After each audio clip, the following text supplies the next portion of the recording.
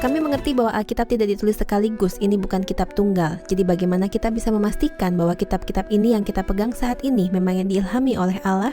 Maksud saya, mengapa tidak ada lebih banyak Alkitab?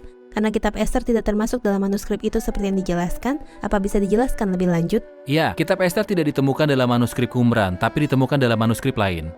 Bagaimana kita bisa yakin setiap orang yang menulis memang mendapatkan pengilhaman yang berasal dari Tuhan? Mari kita cari kanonik sebuah kitab dari kitab itu sendiri. Tentu saja ada kanonik eksternal yang dibuat oleh para pakar Alkitab. Mari ambil kanonik dari dalam kitab itu sendiri. Yang saya maksud kitab-kitab ini saling beririsan satu sama lain. Contohnya dalam kitab 1 Samuel 12, Samuel menyinggung kitab Hakim-Hakim. Benar. Oke. Yesaya menyebut mengenai nubuatan Mika. Benar. Yeremia Yesaya 2, Mika 4. Benar. Yeremia menyebut mengenai nubuatan Mika. Dia berkata bahwa Mika orang Moreshet itu bernubuat.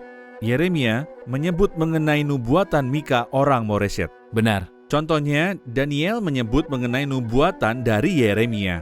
Dari sini saya tahu tahun-tahun yang dibicarakan oleh Nabi Yeremia.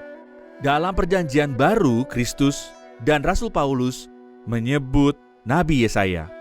Ketika kita membuka surat keduanya Petrus, dia menyinggung mengenai apa yang ditulis oleh Paulus yang terkasih, yaitu surat Ibrani.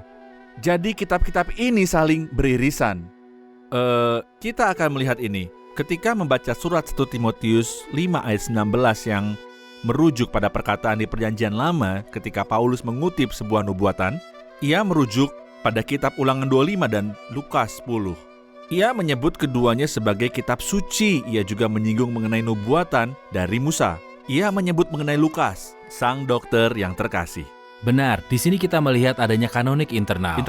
Faktanya kanonik internal lebih akurat daripada kata-kata lain. Persis. Orang bisa saja bilang ini tidak kanonik, tapi kitab suci memiliki kanoniknya sendiri. Tapi kitab-kitab tersebut memperoleh kanoniknya setelah ditulis. Tidak perlu membentuk sebuah dewan untuk memutuskan kanonik atau tidak. Begitu kitab itu ditulis, langsung tersebar di antara umat Tuhan yang kemudian mengakuinya sebagai firman dan pengilhaman dari Allah. Langsung. Benar, yang perlu kita ingat, kitab Yesaya menyebabkan perubahan pada orang yang hebat. Pengaruh kitab-kitab itu merupakan salah satu faktor pembuktian kanoniknya mereka di hati orang dan hati para pembacanya. Benar, terima kasih. Bagaimana? Sudah cukup jelas? Sebenarnya saya belum sepenuhnya mengerti jika kita hanya membuktikan berdasarkan pernyataan yang dibuat dari satu kitab ke kitab lain, apa yang akan kita katakan mengenai kitab-kitab yang menyebut-nyebut kitab lain tetapi tidak dianggap kanonik. Misalnya ada kisah riwayat raja di dalam Alkitab yang tidak termasuk di Alkitab, jadi saya tidak mengerti. Benar. Apakah hanya dengan merujuk adanya kitab yang menyinggung kitab lain sudah bisa menganggapnya kanonik? Misalnya kitab orang jujur misalnya. Tidak, maksud saya kitab-kitab itu diterima oleh para orang-orang percaya segera setelah kitab itu ditulis.